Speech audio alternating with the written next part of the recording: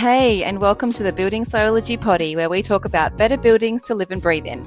Before we get started on today's show, I am trying out a new vibe with this music, so let me know what you think. All right, here is episode 3. I hope you enjoy it.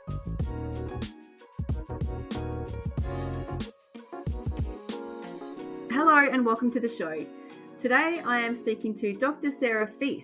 Sarah is an architect, a certified passive house designer, a former Australian Building Codes Board employee, and she is currently working in energy efficiency policy with the Victorian government. Welcome, Sarah, and thank you for joining me.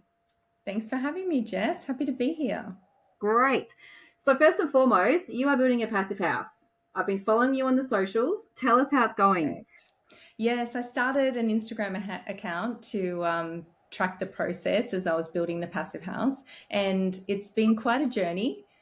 We started by getting the pool shell in the ground in June. So now we've got the concrete shell of the pool in the ground, and then we've decided to build the house around it. So house construction started in October 2024. And so we've got slab down, we've got frame up, we're doing the wrap on the outside, and just this week we've started on cladding, and we've got the external window frames and doors in too. So it is getting there. It's quite a journey though.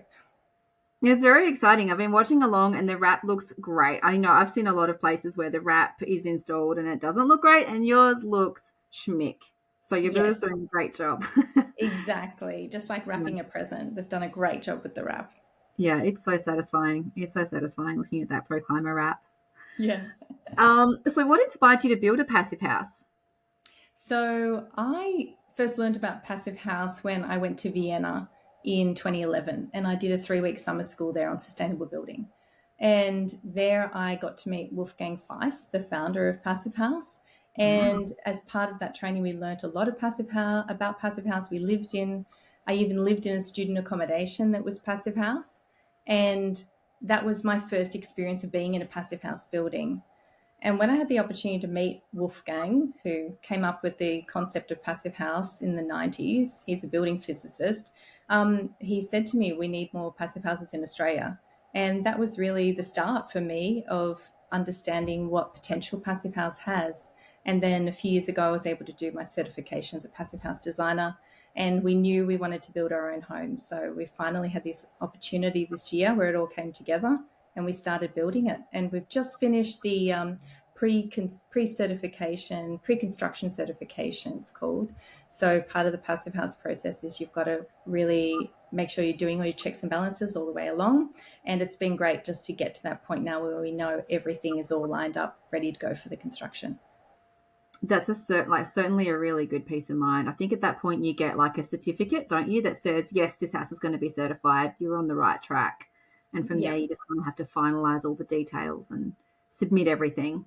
Yes, exactly. Yeah, the final stage is submitting everything, photos, documentation of everything you've done in the build, and then you'll get your certificate and your little plaque on the wall at the end. So we're meeting the Passive House Classic criteria, which is I guess the original standard from all around the world, and it will be less than 15 kilowatts per meter squared, kilowatt hours per meter squared per year to run in terms of heating energy. So it's going to be beautiful to live in. I'm really looking forward to it. So for the listener who isn't familiar with passive house, could you just briefly go through the 5 passive house principles, please? Yes, happily. The key principles of passive house, there's 5 key areas to focus on. The first one is airtight construction. So the air tightness is checked at the end and during the construction. It needs to meet the criteria of 0.6 air changes per hour, which is a permeability rating that's done through the blower door test. The second principle will be super high levels of insulation and continuous insulation, making sure that it connects from the walls and the ceiling and all the way down to the floors as well.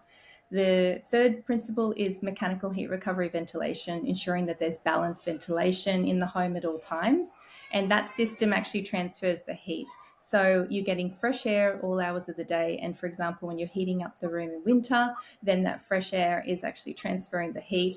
And so it's not losing any of the heat that you've already created in the home, which is a fantastic effect. Plus, the actual heat recovery ventilation system doesn't take a lot of energy to run. The fourth key area is the windows. So the windows need to be very high performing. For example, in our home, it's going to be on the surf coast of Victoria. It's going to be triple glazing. and UPVC frames for our windows. So excited to see those get installed. And the final principle would be thermal bridge free. And I know you and I talk about thermal bridges a lot, Jess. It's not a concept that everyone is familiar with. So a thermal bridge essentially is when you've got a transfer, usually through metal, that's going from inside to outside of the house. And essentially we want to block off any of those opportunities for any thermal transfer happening outside the house. For example, we've got some steel that is in the beams that go between the ground floor and the first floor, but they're all within the insulation layer of the house. So that's what we call warm steel. So it's not creating a thermal bridge and connecting to outside. And then there's the technical criteria that you have to meet. And so once you've done all the technical criteria, which you measure in the Passive House Planning Package, PHPP, then you've met the criteria for Passive House and you can go for certification. Easy. Yeah, easy as 1, 2, 3.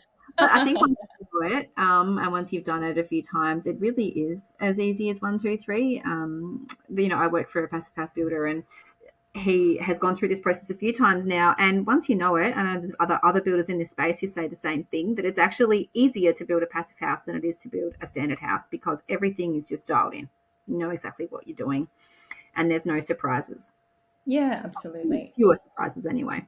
I think that's the beauty of the passive house model and why it was created, in the 90s. Wolfgang Feiss was, as a building physicist, trying to find something that could work anywhere and didn't have any uncertainty about it. So the passive house criteria, when you've met it, then you know that you are going to get a building that's going to perform beautifully, and it's going to do that year round.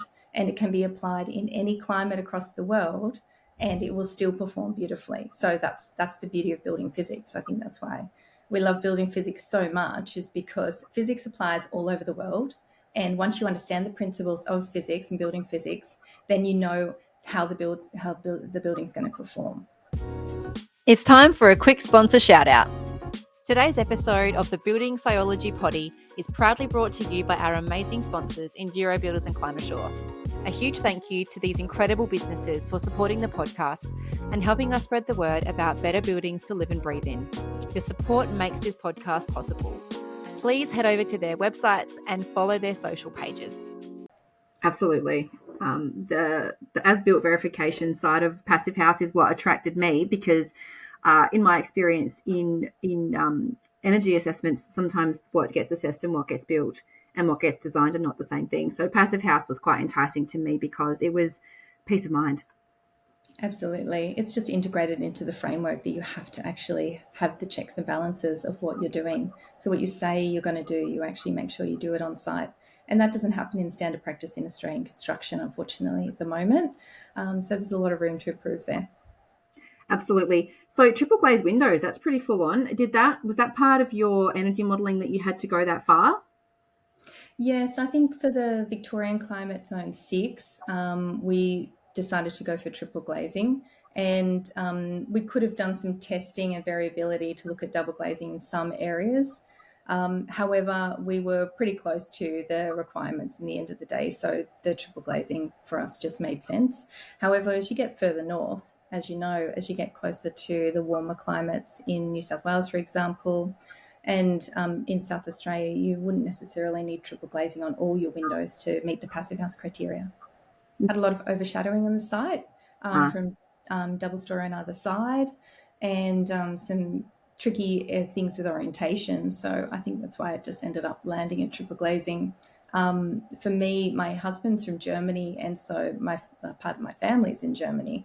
And I was really inspired by my sister-in-law's house over there, which had beautiful timber frame triple glazed doors.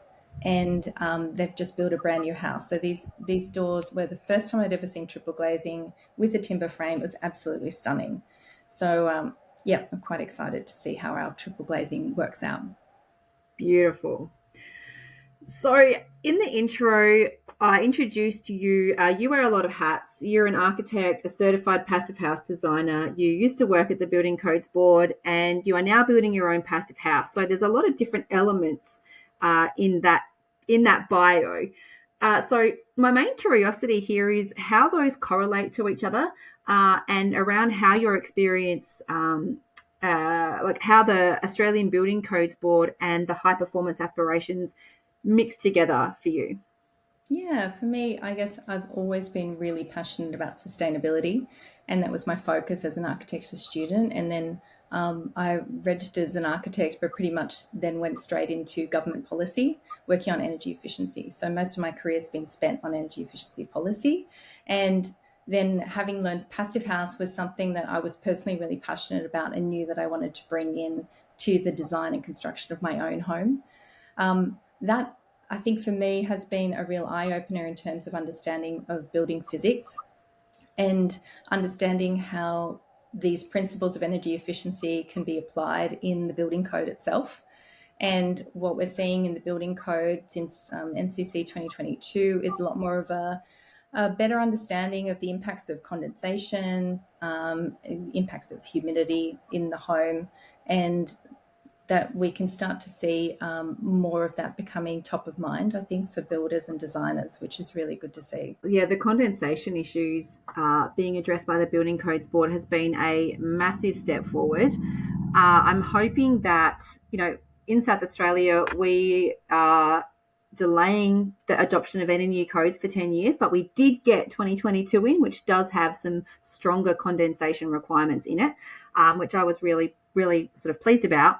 And of course, not having the building code being enforced in South Australia doesn't stop us from improving our building practices and teaching better building practices. What are your thoughts on that? I On that think building code board? so. The building code is something that is updated in 3-year cycles, and the building code relies on the policy that comes from the trajectory for low emissions buildings. And fortunately, when that came out, that has given a good direction of where it could head for 2022. And that put in like quite a strong uplift in energy efficiency in 2022.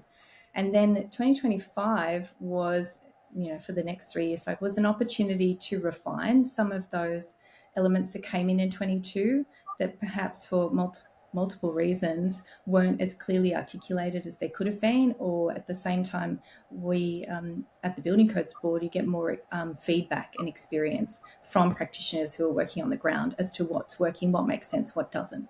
And so it is unfortunate with South Australia's decision. That means that all those refinements that come through in 2025 actually won't be as easily applied in South Australia, for example. However, at least it gives a precedent and something, as you said, that can be used to guide some of the decisions on how 2022 could be interpreted. And there's also additional resources that the Australian Building Codes Board puts out in terms of their guides and their education series that they do, which would assist in educating builders and designers on these aspects that perhaps they're not 100% clear on yet, as they're still quite new to building practice in Australia. And we could, that would be a great way for them to understand a bit more about how to interpret those parts of the building code. Yeah, for sure. What was I going to say? I had a question or a comment on, I think I was just going to say, I used that 2025, like I've got a screenshot of the 2025 version of the roof condensation, and I send it to people and say, look, apply this, because the 2022 is, it's a really, anyway, I guess my point is that I like the improvement that was made in the wording, because the building code is very difficult to interpret. And the fact that they are putting the effort into making it more easily understood, I really liked that. And the fact that we are stopping at 2022 when there's actually some really significant jumps being made from the 2025 and no doubt onwards, just makes you feel like, ah. Yeah, it's frustrating. Yeah. And I guess it's really important to remember that the building code is the minimum. So it is the floor that's being set. And so people need to be reminded that actually this is the minimum, like this is the baseline of what you have to do to build a new home or a renovation. And so you can go above and beyond this. there's plenty of scope for going above and beyond. Maybe it's not necessarily all the way to passive house for everybody, but there is so much that you can do to go above and beyond the building code. And there is a bit of a culture of just race to the bottom. Let's just meet the minimum of the code. But there's so much more, as you and I know, that we can do to go above and beyond that. Yeah, there absolutely is. And that's what I spend my life and my sort of working hours doing, is teaching people how to do And that. it doesn't necessarily need to cost any more. I think one of the big drivers for this is that, it's going to cost more, it's going to be more expensive. But a lot of these things that we're talking about actually come down to quality of workmanship, as we know. And so it actually comes down to craftsmanship. And I think as a builder, like, how much pride do you take in your work? How can you really take pride in the work you're doing, in how you're showing up every day, in how you are installing your building wrap, and the quality of homes that you are giving to the homeowners at the end of the day? And I know so many fantastic builders who are just doing wonderful things because they really care about what they're doing and they really want the best outcomes for their clients. And even builders that I've spoken to that are really struggling to meet the new 7-star requirements. One, for example, had a full height west facing single glazed aluminium window in Victorian climate, looking out over this field where the cows were, and it looked straight into where people would be showering. And so I said to him, is there an opportunity that you could reduce that window size, for example? And he really wanted to keep that window size because it was what the client wanted. But I said to him, but does your client really want to be in that uncomfortable space in the heat of summer where they've got that west-facing sun just streaming in? And that's what really got him in the end to start to see my side of the argument, was understanding that he does want the best for his clients. We can talk about lawsuits and legal requirements here, but it's really about people. They want the best for their clients at the end of the day, and they want to do a good job in their work. And so how can they make sure that the way they're building really contributes to that? Yeah, absolutely. I've been around builders who don't want to learn, and I've been around builders who mostly are builders who really do want to learn, and they actually stop and they take stock when they realize that they don't know everything, and they don't know enough to achieve what they want to achieve, and they actually take the time, they spend their time, they spend their money, they get coaching, they get training, and they improve. And that's a culture that really needs to be nurtured and encouraged and promoted, because there is, as you say, race to the bottom culture in Australian construction. The licensing, the training that goes along with licensing is not sufficient. I have personal experience in that in my family, and I just think that there are many, many gaps to be filled in the learning process for builders before they get to the point of getting their builder's license and taking on entire construction projects. There's some steps that need to be included in the training for them, but it's not currently happening. Things even and after they're trained as well, things like continuing professional development. There are some massive gaps in the training of builders, and so it is very much a self-directed journey. And I love working with the builders who take that upon themselves, because so many don't. Yeah, a passive house builder that I spoke to defined it as going down the rabbit hole. And, when you figure out, actually there is a better way to do this than what I've been taught since I was, a young bloke on site, or, there's a different way. And once you can start to bring in a bit of a better understanding of physics and how air move around a building and what we can do when we construct the buildings, then there's so much potential. And it's not just for builders, it's also for designers as well. One of the biggest challenges, I think, with 2022 is for designers to really uplift and bring in a better understanding of orientation and understanding how the sun moves across the site. And I think as an architect in our profession, I think there's a public perception that we all know what we're talking about. We all understand energy efficiency. We all understand sustainability because we're taught that in university, and it's not the case. We are not I taught. think there was more. I think there was more energy efficiency and sustainability subjects in my diploma than there is in a Bachelor of Architecture. 100%, exactly. But yeah, it's 5 years of my life I'll never get Yeah, back. So yeah, yeah. Well, there's a worth lot of doing still, but it's a lot of like design thinking principles, but you have to understand all different scales of building and urban development, not specifically houses. So in my continuing learning, I've been specializing in what I really want to focus on, which is passive house or sustainable building. And when homeowners go to an architect, they can't assume that that architect is going to know all of these building physics principles that you and I know, or the things about sustainability and energy efficiency to meet the code, even meet the minimum of the code in the best way possible. They can't assume that. That's something no. that education for architects as well, they need to be really wanting to learn more themselves about understanding the physics and the principles of how the sun moves around the site, how they can use that in their design. And architects do have compulsory professional development, so they actually have to continue to learn in their careers in order to keep their registration. And so, if you're an architect, go find a sustainability or an energy efficiency course to do to get your CPD points, because you cannot, once you know it, you can't unlearn it, and then you'll be able to integrate it into your practices for your clients. And straight away, you'll start to design more comfortable buildings for your clients straight away. Exactly. Yeah, and do a passive house intro course. Do a building biology course.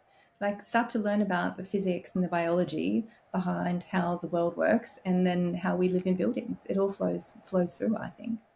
100%, because you know what? Whether you know you are building or designing and building for building science or not, you are. There's heat, there's air, there's rain, there's water vapor, moisture. It's in our environment. It's there. So whether you know Yeah, it or not, whether you like it or not, these things are incorporated into the structures that you're designing and building. So you're better off knowing exactly what you're doing rather than creating a risk and creating a hazard without knowing it.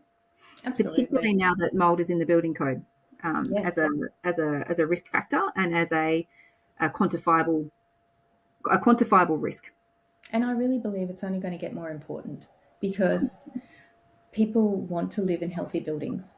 And to live in a healthy building, you have to understand how to build healthy buildings.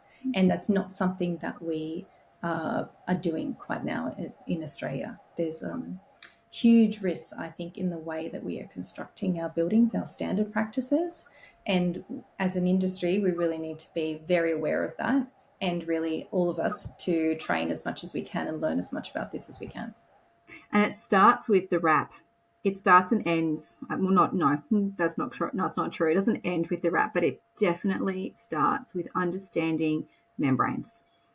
Understanding membranes, yeah, but also in the case of brick veneer, um, that's that's often not using any membrane, or the fact that membranes are not required by the code.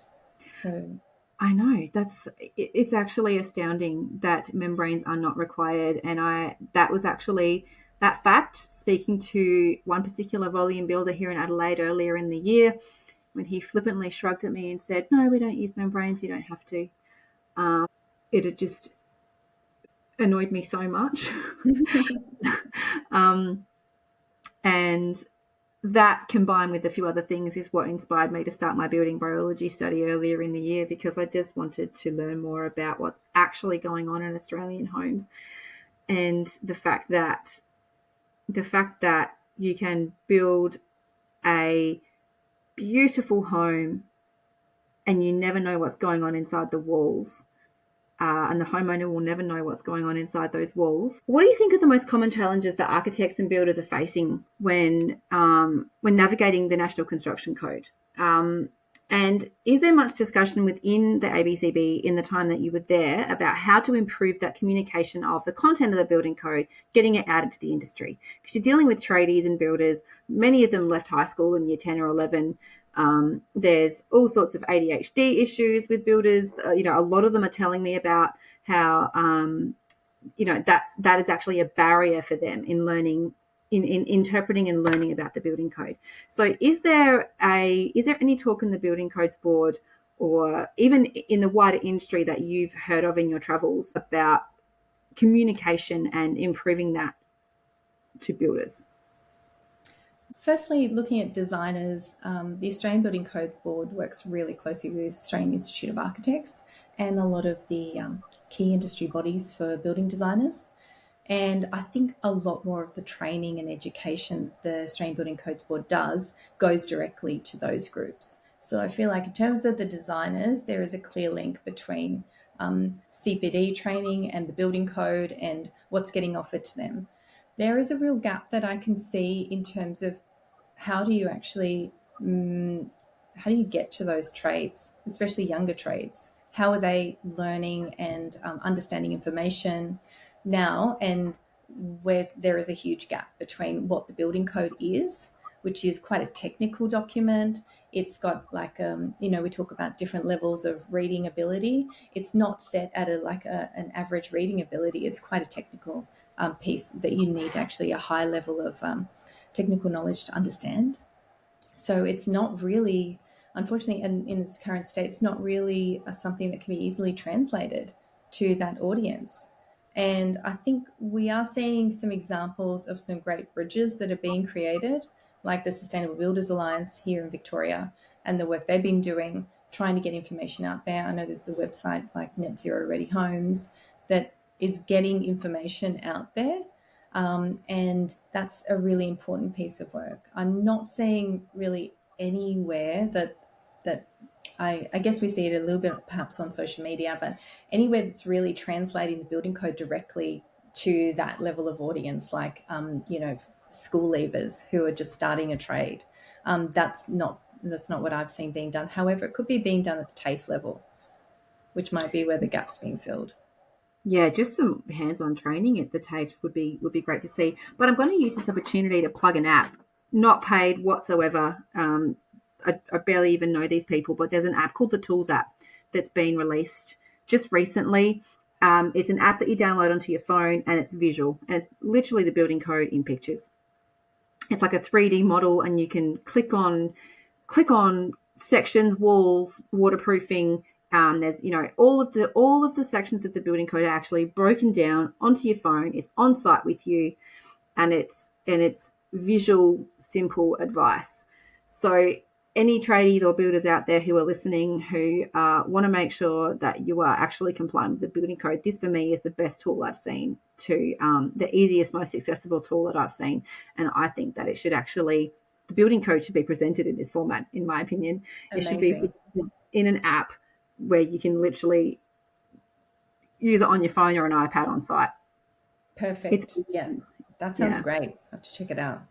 Yeah, I highly recommend it. I'll put a link in the show notes for anyone who wants to know more about that app as well. The guy who developed it has been in the building industry for 50 years, and he's getting towards retirement. And I listened to a podcast recently where he was talking about it, and he, sick and tired of seeing non-compliant work, and so he took it upon himself to develop an app, and it's excellent.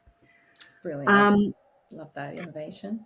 Yeah. So, Sarah, what are your hopes for the future of building in Australia, and how can we collectively work towards a more sustainable and healthy built environments? Well, I think there's a long way that we can go in Australia. I guess that's what I'm trying to do with our build, and by documenting, putting it on Instagram and sharing it on social media, is because I just want to demonstrate what we can do with traditional Australian construction techniques of a concrete slab, stick frame, and just making sure the frames are, for example, 140 mil, getting good level of insulation in there, and just demonstrating what we can do with what we've already got. So we don't need to necessarily reinvent the wheel and do anything that's totally outside of our understanding. It's just about just little tweaks that we can do to improve the way we build. And that's what I'd really like to see. I'd like to see, even though I'm, passive house certified, building a passive house, not everyone necessarily needs to live in passive house. It's about finding that sweet spot of where we are between what is passive house level and what is the minimum floor that's created by the energy, efficiency requirements of the building code. Where can we meet in the middle somewhere that actually provides a really comfortable, healthy environment for people to live in? That's what I'm interested in seeing. It's not necessarily that we've got to take the building code all the way to passive house, but it's about what is an acceptable level for Australian climate zones And that's going to be different in each climate zone. And that's going to be different if you're building in the north of Australia versus the south of Australia because of what we need and the building physics requirements. So I think that's what I would really like to see, is that we can get to a level where we've got what I call like a sweet spot for energy efficiency in homes. And for example, I believe we're quite limited by the use of the 90mm timber stud frame. And don't get me onto steel frames. That's not something I'm willing to talk about in a podcast. I'll get too upset. But the 90mm timber frame limits us essentially because you can only fit a certain amount of insulation in a 90mm stud frame wall. So for our project, we moved to 140 mils, and it was an extra $5,000 on the building cost, which is nothing really in the whole scale of the build. And to be able to get R4 insulation in the walls, I think is just such a huge achievement. And perhaps that's where a nice sweet spot is for Australia and for the southern states of Australia, that we could start seeing more 140mm stud walls being built. I know there's a fantastic resource called Little Pot of Gold that was developed by some passive house designers and certifiers. So that demonstrates in all the different climate zones of Australia what you could do to meet passive house, and what you could do to meet something that's still going to be a really highly energy efficient, well-performing building that doesn't necessarily need to go all the way to the passive house standard, but it's still going to be a beautiful home to live in, and a healthy one too. So resources like that are really helpful in understanding how to adapt for different climate zones. And one of the best things we can do as builders and designers is to really understand our climate that we're working in, really know where is the sun going to be, and where is the best orientation for our windows, for our glazing, what's the local materials that we can use, what's the local ways of construction that we can do this, so that we're getting really buildings that sit well within their site and in place and are made for their climate that they're in. That'd be beautiful to see. Yeah, absolutely. And I heard someone say once a long time ago, it costs the same to put a window in the wrong spot as it does to put it in the right spot. So paying attention to, as you say, solar gains where the sun is absolutely crucial, and pretty easy. You just have to be aware that that's even a thing. I think windows is one of the biggest areas we could see improvement in Australia. The fact that in the southern states we can still get away with single glazed aluminium frame windows as the minimum standard is just beyond me. And that's changing with the construction code, but I'm seeing a lot of people who are trying to work their energy efficiency ratings to get around that, so they don't have to put in double glazing.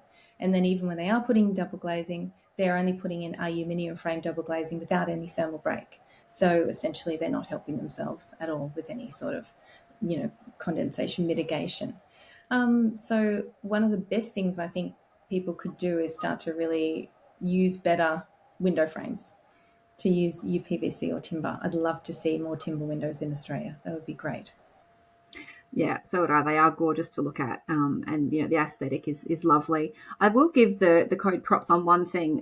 In my experience as an energy assessor, we had the three options before us to get assessments through the building code. We had the star ratings, DTS, and verification against a reference building.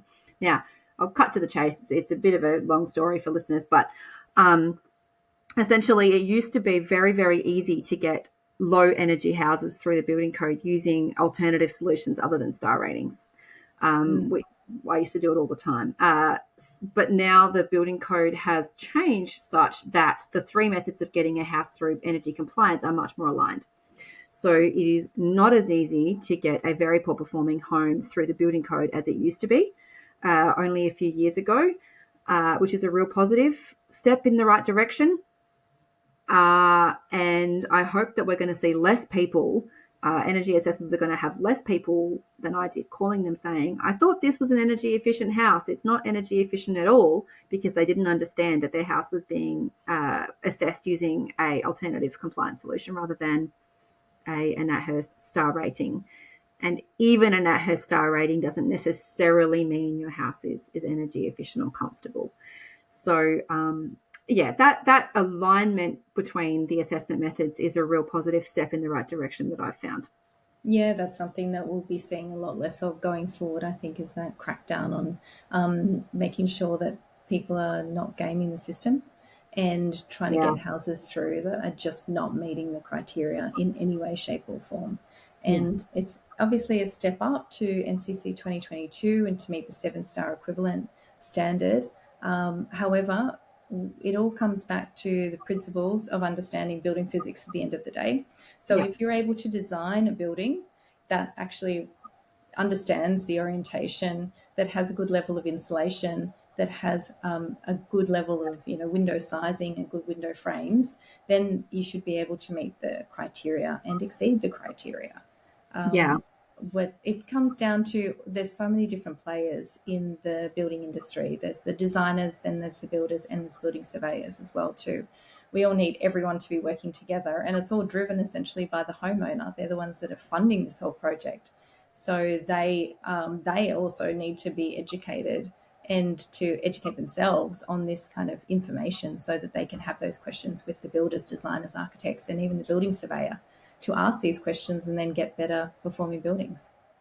I'm actually finding that the driver for better performing buildings is coming from the homeowners. I get a lot of phone calls from homeowners who want to push their builders to do better, and they want me to help them do it. And I'm also getting calls from builders whose clients have said, I need you to specify this product, like the ProClimber membrane, for example. And as soon as you say ProClimber, for a builder who doesn't know anything about energy efficiency or building science, that learning curve is going to be pretty steep. So it's sort of like a gently approach when I get calls like that. Yeah. I'm finding that the main driver is coming from homeowners.